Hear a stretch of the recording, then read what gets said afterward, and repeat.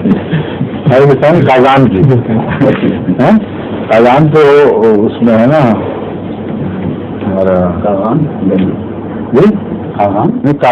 Kazan تو Tajikistan کا درخواست ہے نا.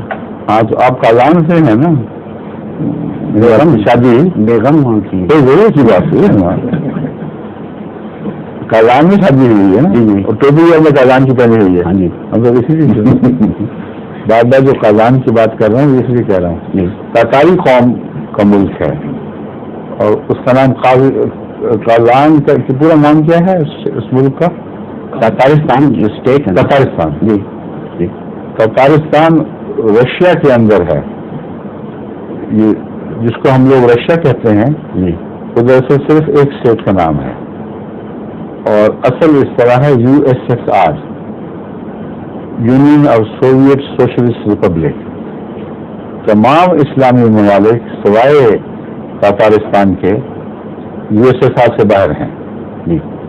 سمجھے؟ وہ الگ الگ اسٹیٹس ہیں. ان کی یونین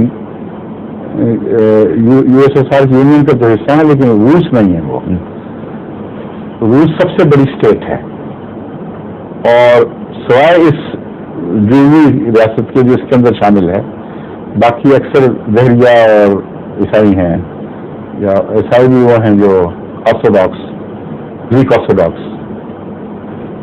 ٹھیک ہے. کیتھولکس بھی اب کافی رشین آرتھوڈاکس وہ رشین آرتھوڈاکس الگ ہے. ہاں جی. گریک آرتھوڈاکس سے الگ ہے. اچھا. مگر ان کو آیا تو گریک سے ہی تھا. ہاں جی. گریک سے ہی مذہب ملا تھا اس لیے آرتھوڈاکسی گریک آرتھوڈاکسی شروع ہوئی تھی. بعد میں ان کی رشین بدل گئی ہوگی تو رشین آرتھوڈاکسی الگ ہو گئی ہوگی. یہ روسی جرنیل تھا جس نے فتح کیا.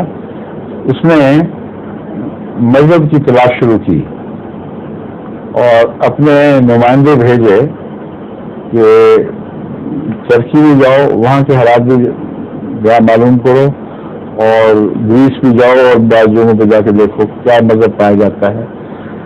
تو ان کو مذہب تو ترکیوں کو پسند آیا لیکن انہوں نے جو ایک بات بیان کی انہوں نے کہا ہے تو ٹھیک مگر ایک مصیبت ہے, شراب کی اجازت نہیں. اور وہ جو گریک آرتھوڈاکسی ہے اس میں جتنی مرضی پیو. اس میں کہ جہاں شراب نہیں میں وہی میری قوم.